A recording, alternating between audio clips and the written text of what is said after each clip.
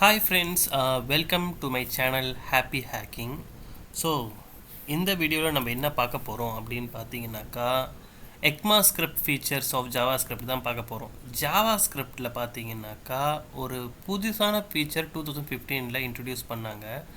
So அதுக்கு பேர் தான் ECMAScript ஆர் ES6 ஃபீச்சர் அப்படின்னு சொல்லுவாங்க. ஸோ இது எதுக்கு அப்படின்னு பார்த்தீங்கன்னாக்கா mainly JavaScript outside the browser நீங்கள் பண்ணும்போது இப்போதைக்கு நீங்கள் நார்மலாக பார்த்தீங்கன்னாக்கா ஜாவாஸ்கிரிப்ட் ரொம்ப சிம்பிளாக 2015க்கு முன்னாடி பார்த்தீங்கன்னாக்கா ரொம்ப சிம்பிளாக இருக்கும். நிறைய ஃபீச்சர்ஸ்லாம் லிமிட்டடாக தான் இருக்கும். ஸோ அதை வச்சு நம்மளால் அவுட் சைட் த ப்ரௌசர் சிம்பிளாக ஒரு பேசிக்கான ஒரு வெப்சைட் ரெடி பண்ணலாம், ஒரு சிம்பிளான ஒரு யூஐ ரெடி பண்ண முடியும். அதை விட ஒரு ஏபிஐயை வந்து க்ரியேட் பண்ணணும், இல்லை பேக்எண்டில் ஒரு ஃப்ரேம் ஒர்க்கை டெவலப் பண்ணணும் அப்படின்னாக்கா அந்த ஜாவாஸ்கிரிப்ட் ரொம்ப பேசிக்கான ஜாவாஸ்கிரிப்ட் பத்தாது. ஸோ அதுக்காக வந்தது தான் பார்த்தீங்கன்னாக்கா இந்த ES6 ஃபீச்சர் அப்படின்னு சொல்லுவாங்க. நீங்கள் ஐதர் வந்து நோட் ஜேஎஸில் நீங்கள் வந்து ஏபிஎஸ் டெவலப் பண்ண போகிறேன் அப்படின்னாலும், ஆர் வந்து நீங்கள் ரியாக்ட் ஆர் ஆங்குலரில் இந்த மாதிரி ஃப்ரேம் ஒர்க்ஸ்லாம் ஒர்க் பண்ண போகிறேன் அப்படின்னாலும், ஜாவாஸ்கிரிப்டை வெறும் பேசிக் ஜாவாஸ்கிரிப்ட் மட்டுமே படிச்சுட்டு வந்தீங்க அதுக்கப்புறம் இதை பண்ணலாம் அப்படின்னாலாம் ரொம்ப கஷ்டம். ஆக்சுவலாக இந்த ES6ங்கிற ஃபீச்சர் தான் ரொம்ப முக்கியம். இது புரிஞ்சுக்கிட்டு அப்புறமா நீங்கள் வந்து ஒரு நோட் ஜேஎஸ் அப்ளிகேஷனோ இல்லை வந்து ஒரு ரியாக்டில் இல்லை ஆங்குலரில் வந்து நான் ஃப்ரண்ட் அண்ட் அப்ளிகேஷனோ பண்ண போகிறேன் அப்படின்னா தான் ஈஸியாக இருக்கும், நமக்கு நிறைய விஷயம் புரிய வரும். அதனால் ரொம்ப கவனமாக நீங்கள் கவனிக்க வேண்டிய விஷயம் பார்த்தீங்கன்னாக்கா இந்த ECMAScript ஃபீச்சர் நல்ல தெளிவாக பேசிக்கில் ஃபண்டமெண்டலில் ரொம்ப கிளியராக இருக்கணும். அப்போ தான் வந்து நம்மளால் நோட் ஏபிஐஸ் க்ரியேட் பண்ணுறதுலையும் இது பண்ண முடியும். சரியா? ஸோ இந்த வீடியோ பார்த்தீங்கன்னாக்கா நான் மேக்ஸிமம் தங்கிலீஷில் தான் எடுத்திருக்கேன். தங்கிலீஷ்னால் நான் வந்து இப்போ நீங்கள் பார்க்குறது எல்லாமே பார்த்தீங்கன்னா இங்கிலீஷு.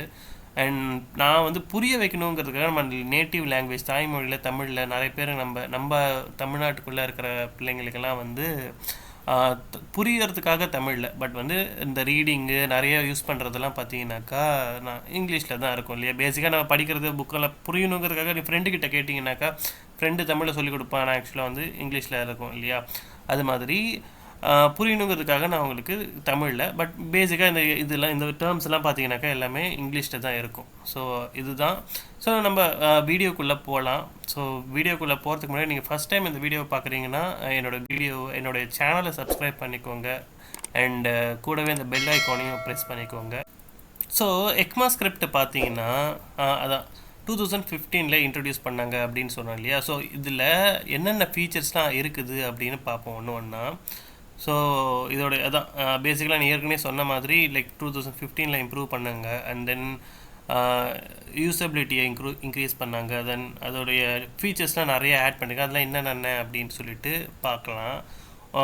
இப்படி பார்த்தீங்கன்னாக்கா ECMAScriptல ஒரு 15 to 20 கிட்ட ரொம்ப ஃபீச்சர்ஸ் வந்து அடிஷ்னலாக ஆட் பண்ணியிருக்கிறாங்க. அதில் பார்த்தீங்கன்னா லெட், கான்ஸ்ட், ஆரோ ஃபங்க்ஷன்ஸ், கிளாஸஸ், டீஸ்ட்ரக்சர், அது மாதிரி பார்த்தீங்கன்னாக்கா உங்களுக்கு ஒரு மோர் தென் 15 இல்லை கோர் மாடலாக வந்து பார்த்தீங்கன்னா ஒரு 10 to 12 கான்செப்ட்ஸ் தான் நம்ம இப்போ பார்க்க போகிறோம். இது தெரிஞ்சிருந்தாலே போதும் நமக்கு பேக்எண்டில் நம்ம அதர் நோட் ஆர் ரியாக்டுக்குள்ளே ஈஸியாக போகலாம். Okay. So first thing first வந்து பார்த்தீங்கன்னாக்கா வார் லெட் அண்ட் கான்ஸ்ட் அப்படின்னு ஒரு first thing like let and const தான் நம்ம இப்போது பார்க்க போகிறோம். இது வந்து கம்ப்ளீட்லி பிகினர் ஃபார் ப்ரோக்ராமர்ஸ் கிடையாது. லைக் பேசிக்காக உங்களுக்கு ப்ரோக்ராமிங் நாலேஜ் கொஞ்சமாக இருந்ததுனாக்கா இந்த ECMAScript ஃபீச்சர் நீங்கள் பண்ணலாம். அதர்வைஸ் நீங்கள் வந்து நீங்கள் கம்ப்ளீட்டு பிகினர்ஸ்னால் இட்ஸ் நாட் ஃபார் யூ, இது உங்களுக்கு கிடையாது. ஸோ அதை முதல்ல சொல்லிக்கிறேன். அண்ட் எஸ், நம்ம வீடியோக்குள்ளே இப்போ நம்ம கான்செப்ட்குள்ளே போகிறோம். அப்போ வந்து வார் விசஸ் லெட் அண்ட் கான்ஸ்ட் அப்படின்னு ஒரு ஃபீச்சர் இருக்குது இல்லையா. ஸோ அதுக்கு முன்னாடி லெட் அண்ட் கான்ஸ்ட் தான் வந்து நம்ம தெரிஞ்சிக்க வேண்டிய விஷயம். ஸோ லெட் அண்ட் கான்ஸ் தெரியணும் அப்படின்னாக்கா லெட் அண்ட் கான்ஸுக்கு முன்னாடி என்ன யூஸ் பண்ணாங்க, அதாவது 2015 தான் இந்த லெட் அண்ட் கான்ஸ் இன்ட்ரடியூஸ் பண்ணியிருக்காங்க. அப்போ வார் அப்படிங்கிற வேரியபிள் எப்படி யூஸ் பண்ணியிருந்திருக்காங்க அப்படிங்கிறத பார்க்கலாம். ஸோ இப்போ பார்த்தீங்கன்னா நான் வந்து நான் வந்து VS கோடில் யூஸ் பண்ணி காமிக்கிறேன். ஸோ எஸ், நீங்கள் வந்து இது வரைக்கும் ஜாவாஸ்கிரிப்டில் ECMAScriptலாம் பண்ணதில்லை, எனக்கு வந்து VS கோட்னா நம்ம வந்து VS கோட் தான் யூஸ் பண்ணுறோம். அண்ட் வந்து கண்டிப்பாக உங்களுடைய சிஸ்டமில் நோடு வந்து இன்ஸ்டால் பண்ணியிருக்கீங்களான்னு சொல்லிட்டு ஒரு தடவை செக் பண்ணிக்கோங்க. ஏன்னா நோடு இதுக்கு தேவை, அப்போ தான் இது வந்து இந்த இது கிளியராக ரன் ஆகும் ES6 ஃபீச்சர். அண்ட் வந்து முக்கியமானது என்னன்னாக்கா ஒரு எக்ஸ்டென்ஷன் ஒன்று இருக்கும் VS கோடில் ES6 அப்படின்னு சொல்லிட்டு நீங்கள் இது பண்ணிங்கனாலே தெரியும். இந்த எக்ஸ்டென்ஷனை இன்ஸ்டால் பண்ணிக்கோங்க. நிறைய ஷார்ட்கட் ஸ்னிப்பெட்லாம் வந்து நம்ம யூஸ் பண்ணலாம் எக்மா ஸ்கிரிப்டோட. ஸோ விஎஸ் கோடில் நான் இது யூஸ் பண்ணுறேன். நீங்கள் உங்களோட கம்ஃபர்டபுளான ஒரு ஐடிஇ ஆர் கோடிட்டர் நீங்கள் வாட் எவர் இட் இஸ் நீங்கள் யூஸ் பண்ணிக்கோங்க. நான் இது வந்து சும்மா இப்போ வந்து நான் ஒரு வார் புரியணுங்கிறதுக்காக நான் ஃபஸ்ட் இது பண்ணிக்கிறேன். ஓகேங்களா? ஓகே. ஸோ இப்போது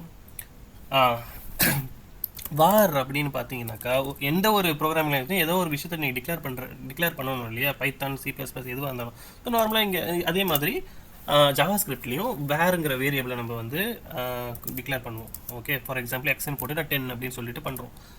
அப்போது இங்கே பாருங்கள், நான் எக்ஸுங்கிறது பிரிண்ட், இதெல்லாம் எல்லாருமே தெரிஞ்ச விஷயம் தான். பிரிண்ட் பண்ணுறேன் எக்ஸை, அதுக்கப்புறம் வந்து இந்த ஆப் வந்து ரன் பண்ணுறேன். நோடு ஆப் ஜிஎஸ் அப்படிங்க ரன் பண்ணுறேன். 10ங்கிறது பிரிண்ட் ஆகும். இது எல்லாருமே தெரிஞ்ச விஷயம் தான் இல்லையா? ஓகே, இப்போது இன்னொரு முக்கியமான விஷயம் சொல்கிறேன்.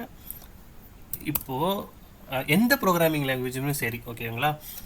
நீங்கள் பைத்தான் எடுத்துக்கோங்க, ஜாவா, எந்த ப்ரோக்ராமிங் லாங்குவேஜாக இருந்தாலும் சரி, ஒரு வேரியபிளை டிக்ளேர் பண்ணிட்டு தான் கீழே எல்லா ஃபங்க்ஷனாலிட்டியும் நம்ம பண்ணுவோம். ஓகே, லைக் நீங்கள் x+10 எந்த ஒரு ஃபங்க்ஷனாலிட்டி எது பண்ணாலும் சரி, நம்ம வந்து இந்த மாதிரி நீங்கள் ஒரு வேரியபிளை டிக்ளேர் பண்ணுவீங்க, அப்புறம் தான் பண்ணுவீங்க. கரெக்டாக?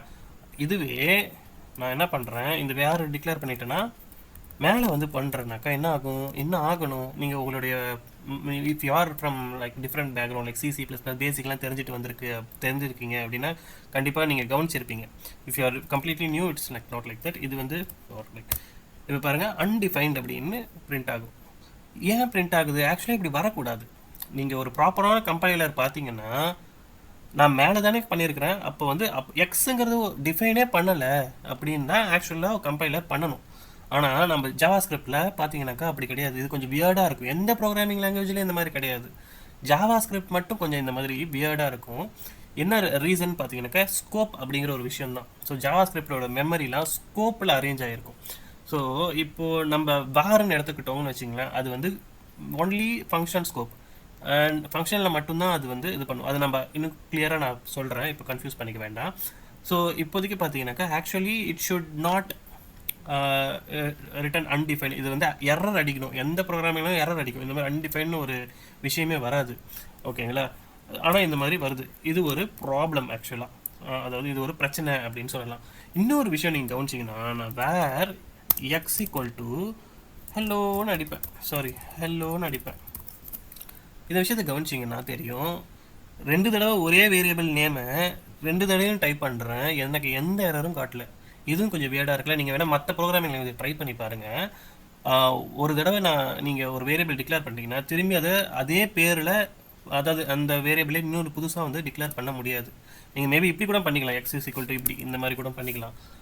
ஃபஸ்ட்டு எக்ஸ் பண்ணிவிட்டு அதே எக்ஸை வந்து நான் ரீஅசைன் பண்ணுற மாதிரி பண்ணிக்கலாம். ஆனால் இந்த மாதிரி நீங்கள் ஒரு டேட்டா டைப் ஆட் பண்ண முடியாது, பண்ணவும் கூடாது. ஆனால் இங்கே பாருங்கள், ஜாவா ஸ்கிரிப்டில் பண்ணலாம். அதோட அவுட்புட்டும் பாருங்களேன்.